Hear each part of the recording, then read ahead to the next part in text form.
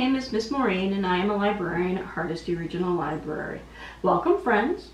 This is the first in our three-part series, Houses and Homes for Fairies and Gnomes. Thank you for joining us. In this video series, we will be taking treasures from around the house, like old pasta boxes or yarn, buttons, and much more, and creating comfy and cool houses for those fairies and gnomes.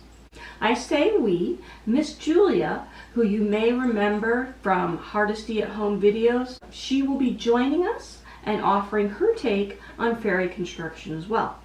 Now, I have looked around my own home, and as you can see, I have found a variety of things to help me construct my own gnome homes. As always, ask your tall person before you take something for your construction project. Finally, some of the tips and tricks that we're going to talk about are going to include using scissors or an X-Acto knife, gluing items, and painting things. So I would encourage old clothes as a must for this project. And don't forget to ask for help, just in case, from your adult. And you may wish to cover your workspace with newspaper or a trash bag, drop cloth, in case yours doubles as a dinner table like mine does.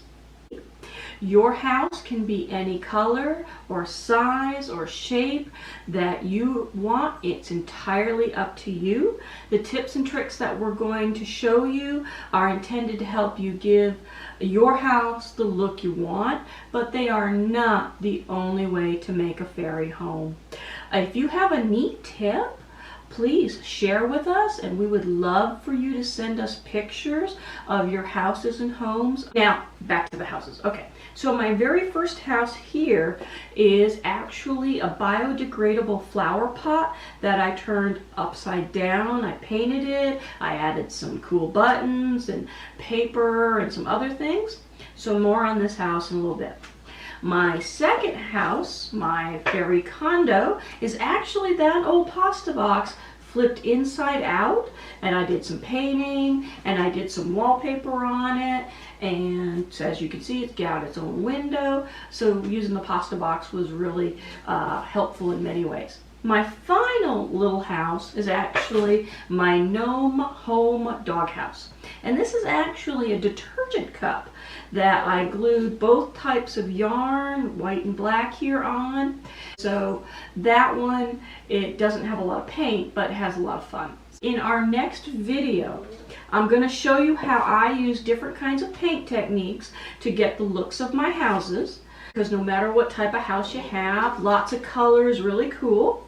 So please check out our website, tussalibrary.org, for more virtual events during the summer. We'd also love you to join our summer reading program. It may be different this year, but we would love you to participate. So now I'm going to turn it over to Miss Julia. Stay safe, and we'll see you soon. Thanks, Maureen! Hi guys, it's Miss Julia. I'm here to talk about home design for your houses and homes for fairies and gnomes. I have a few options here. We have a couple of jugs that I have rinsed out from our recycling. This is a milk jug and this is a detergent bottle. I have these planters, which you also see Miss Maureen use. These are called seed starter planters. I just really liked how I had 3 different sizes of them, and then it turned into a little gnome hat. So like, yeah. And I also have these 3 sizes of aluminum cans.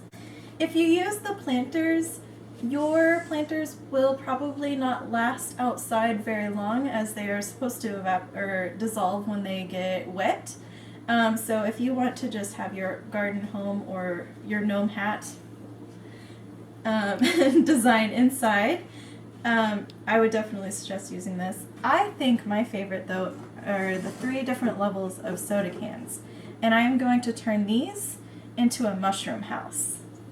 Join us next week where we will start designing the outsides of our house. So I'm going to put tops on this one for a mushroom house. I'm probably going to paint this one up to make it look like a gnome hat. And we'll figure out what we're going to do next week for the milk jug. Alright, that's it for me. See you next time. Stay safe, everybody.